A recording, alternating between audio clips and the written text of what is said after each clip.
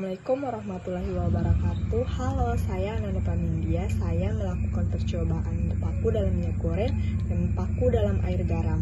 Hasilnya, paku dalam minyak goreng tetap bersih sampai hari ke-7 karena minyak melapisi permukaan paku dan mencegah kontak dengan air maupun oksigen.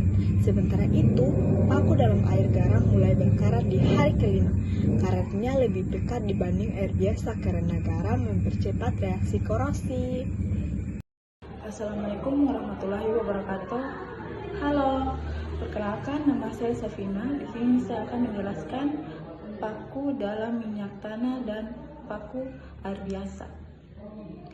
Saya melakukan percobaan paku dalam minyak tanah dan paku dalam air biasa. Hasilnya paku dalam minyak tanah baru berkarat pada hari ke-6.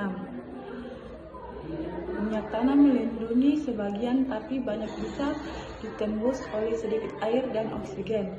Sedangkan paku dalam air biasa pada hari ke-5. Karena adanya air dan oksigen yang menjadi utama korosi. Sekian dari saya. Halo teman-teman, perkenalkan namaku Sri Alfianti.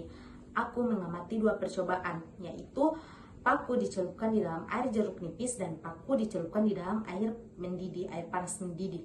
Nah, untuk air jeruk hasilnya unik loh teman-teman, karena paku yang terendam dia justru lebih bersih karena sifat asam melarutkan karat. Sedangkan yang bagian yang tidak terendam itu dia mulai berkarat pada hari ke-3 karena terkena oksigen dari luar. Nah, untuk air mendidih itu pada ujung paku dia mulai berkarat pada hari ke-2.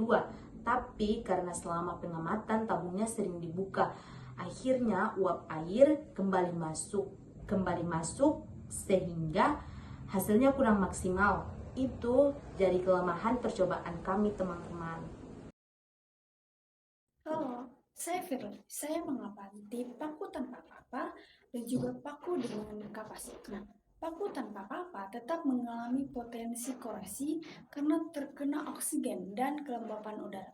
Tetapi karatnya hanya sedikit dan lambat, sedangkan paku dengan kapas justru lebih terlindungi karena kapas itu menyerap kelembapan dan membuat paku tetap kering, sehingga tidak berkarat selama 7 hari. Dalam penelitian, paku dalam air mendidih mulai berkarat paling cepat, yaitu sejak hari pertama. Paku dalam air biasa dan air garam mulai berkarat di hari ke-5. Lalu paku dalam minyak tanah mulai berkarat di hari ke-6. Sementara itu, paku dalam minyak goreng, kapas, dan paku saja tetap bersih hingga hari ke-7. Paku pada air jeruk nipis, bagian paku yang terendam terlihat bersih karena ada larutan asam yang melarutkan oksida. Sedangkan bagian yang terkena oksigen justru berkarat. Pada pembahasan, paling cepat berkarat adalah paku dalam air mendidih karena suhu tinggi mempercepat reaksi oksidasi. Air garam juga mempercepat korosi karena adanya ion-ion garam. Minyak tanah hanya melindungi sebagian, sehingga paku tetap bisa berkarat meski lebih lambat. Minyak goreng lebih kental sehingga melindungi paku sepenuhnya. Paku dengan kapas maupun tanpa perlakuan hampir tidak berkarat karena kelembapan yang begitu rendah. Pada air jeruk nipis, bagian yang terendam terlihat bersih karena sifat asam melarutkan oksida. Tetapi bagian paku yang terkena oksigen justru berkarat. Kesimpulannya, paku paling cepat berkarat dalam air mendidih. Paling lambat atau tidak berkarat ada pada minyak goreng, kapas, dan tanpa perlakuan. Lalu pada perlakuan air jeruk nipis, bagian yang terendam tetap bersih, sedangkan bagian yang terkena oksigen tetap berkarat. Namun, percobaan ini tidak sepenuhnya sempurna. Terdapat beberapa kemungkinan kesalahan selama perlakuan.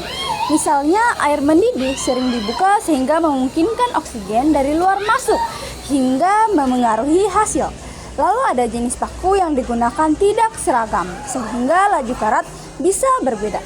Kesalahan tersebut dapat memengaruhi hasil akhir sehingga perlu kontrol yang lebih ketat dan penggunaan paku yang sama jenisnya pada percobaan berikutnya.